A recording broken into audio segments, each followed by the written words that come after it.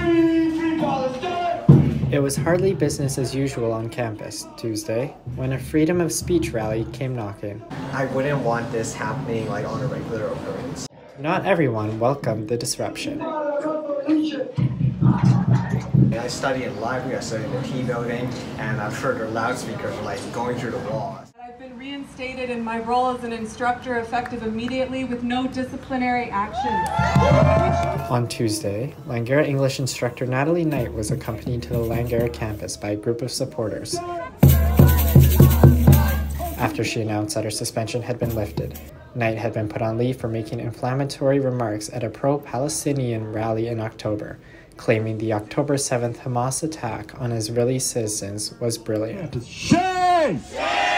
So far, student reaction to both the rally and Knight's return has been varied. If she involves the politics or whatever, the war, into school, it's not really that good. I think what she did is right, so I agree with her 100%. I've heard of it. I don't like it. I don't know, I don't like her coming back. She's a disgrace of a woman, and yeah, she cannot openly support genocide against Jewish people with what her comments said. As long as she's a good instructor and good at teaching, right? I don't see any problem with it. If she specifically talked about Hamas, that may be problematic. Again, a protest wouldn't be a protest if it doesn't disrupt your routine, isn't it? If it just blends in and does nothing, it has no effect. Amel Tastikin, a colleague of Knight's who also teaches English at Langara, says her department encourages all opinions. I really don't think there is any censorship from the teachers towards the students in any topic. Actually, we welcome discussions like this, and I really don't think any of my colleagues would stop a healthy discussion in class. But again, emotions can be high. So some people become very inspired and conscious about the resistance in Palestine. Other people might be pushed in the opposite direction towards a side that I would consider to be reactionary, but against the resistance. On Tuesday, Natalie Knight said she'll be back in the classroom this semester. I'm going to be back at work very soon.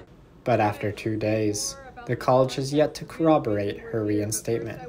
In a college-wide email, Langara's president and board chair assured people that we are very concerned about the events that unfolded at a rally at Langara this week which have impacted our community.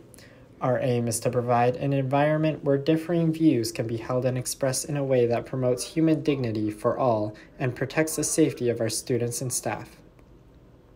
The message ends with a colleague promising a response very soon.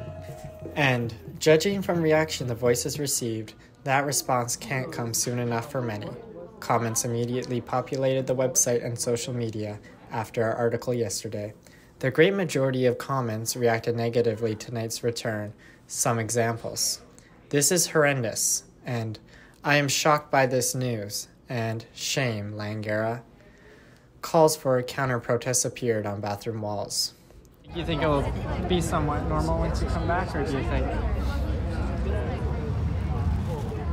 That's an interesting question. I'm going to take it day by day. Part of the foundation of colleges and universities is having open discussion and having ideas shared and spoken about, and that can happen through political actions as much as it can happen in the classroom. Would you take a class with her?